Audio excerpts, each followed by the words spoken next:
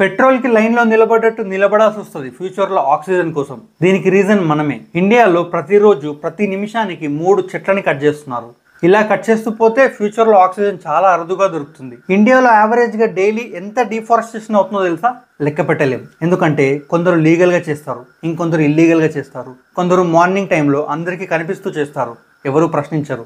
ఇంకొందరు night times లో ఎవరికి తెలియకుండా చేస్తారు, దాన్ని మనం ప్రశ్నించలేం. హైవేస్ కోసం, మైనింగ్స్ కోసం రోజు కట్ చేస్తూనే ఉంటారు. ఒకప్పుడు ఆక్సిజన్ అంటే ఆక్సిజన్ ఇస్ ఏ ఫ్రీ అని మాట్లాడేవారు. ఇప్పుడు అది మిత్తులా మారిపోయింది. ఇంకా ఫ్యూచర్లో అది జస్ట్ లైన్ మాత్రమే అవుతుంది. ఒక మనిషికి డైలీ 0.75 కిలోగ్రామ్స్ ఆక్సిజన్ కావాలి. ఒక మంచి మెచ్యూర్ చెట్టు 1 year కి 100 kgs ఆక్సిజన్ ప్రొవైడ్ చేస్తుంది. సో ఒక పర్సన్ కి 2 చెట్ల నుంచి వచ్చే ఆక్సిజన్ అవసరం. కానీ ఇండియాలో పాపులేషన్ రోజు రోజుకి పెరిగిపోతుంది, చెట్లన్నీ తగ్గిపోతున్నాయి. పార్క్స్ కట్టి ఆక్సిజన్ ని పెంచాల్సిన ప్లేసెస్ లో చెట్లని కట్ చేసి మాల్స్ ని కడుతున్నారు. ఇలా చేస్తూ పోతే 2030, 2050 వరకు ఆక్సిజన్ చాలా అరుదుగా దొరుకుతుంది. అసలు ట్రీస్ కట్ చేసేదే ఫ్లైఓవర్స్ కోసం, మైనింగ్ కోసం, హైవేస్ కోసం. ఈ ట్రీస్ కట్టింగ్ లో సైలెంట్ కిల్లర్ ఉంటుంది. పేపర్స్ కోసం, ఫర్నిచర్ కోసం చేస్తారు. దీనికి రియాక్షన్స్ ఆక్సిజన్ ఒక షార్టేజ్ వస్తుంది, వైల్డ్ లైఫ్ ఖరాబ్ అవుతుంది.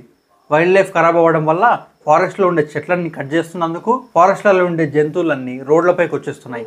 రెయిన్ ప్యాటర్న్ డిస్టర్బ్ అయి ఫార్మర్స్ కి నష్టం వస్తుంది.